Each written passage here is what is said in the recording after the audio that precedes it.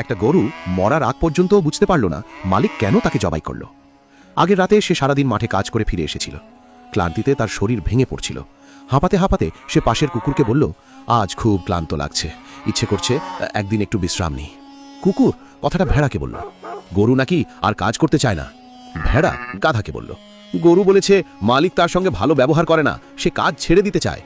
গাধা ঘোড়াকে বলল, ঘোড়া নাকি বিদ্রোহ করতে যাচ্ছে আর মালিকের জন্য কাজ করবে না। ঘোড়া দৌড়ে গিয়ে মালিককে বলল, গরু নাকি আপনার বিরুদ্ধে দাঁড়িয়েছে, সুযোগ পেলেই কাজ ফেলে দেবে। পরদিন মালিক সিদ্ধান্ত নিল এমন গরু রাখার কোনো দরকার নেই। যখন গরুটিকে জবাই করা হচ্ছিল তখনও তার চোখে বিস্ময় ছিল। সে বুঝতেই পারল না তার সর্বনাশের কারণ ছিল না তার কাজের অক্ষমতা, বরং ছিল ভুল মানুষের কাছে বলা একটি সরল মনের কথা। এই গল্প আমাদের একটি গুরুত্বপূর্ণ শিক্ষা দেয়। সবাইকে নিজের মনের কথা বলা বুদ্ধিমানের কাজ নয়, কারণ প্রতিটি মানুষ কথা শোনে নিজের বোঝাপড়া অনুযায়ী, আর অনেক সময় সেই কথাই এক মুখ থেকে আরেক মুখে যেতে যেতে সম্পূর্ণ ভিন্ন রূপ ধারণ করে। একটি সাধারণ অভিযোগ গুজবে পরিণত হতে পারে, একটি ব্যক্তিগত কষ্ট ভুল ব্যাখ্যায় বদলে যেতে পারে, একটি নির্দোষ মন্তব্য মানুষের চোখে নেতিবাচক ধারণা তৈরি করতে পারে। কর্মক্ষেত্রে আপনি যদি সহকর্মীকে বলেন, এই সপ্তাহে কাজের চাপ একটু বেশি, কথাটি ঘুরে ফিরে এমন হতে পারে সে নাকি কাজ নিয়ে অসন্তুষ্ট এবং চাকরি ছাড়তে চায়।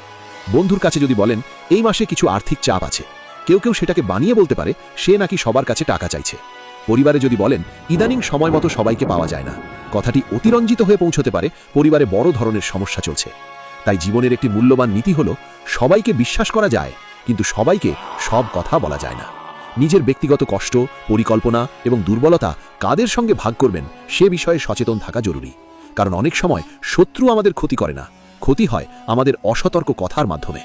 মনে রাখবেন, সংযত বাক্য, সচেতন আচরণ এবং বিচক্ষণ নীরবতা মানুষের সবচেয়ে বড় শক্তিগুলোর একটি। নিজের মুখকে নিয়ন্ত্রণ করতে পারা শুধু ভদ্রতার পরিচয় নয়, এটি প্রজ্ঞা, আত্মরক্ষা এবং সফল জীবনের একটি গুরুত্বপূর্ণ চাবিকাঠি।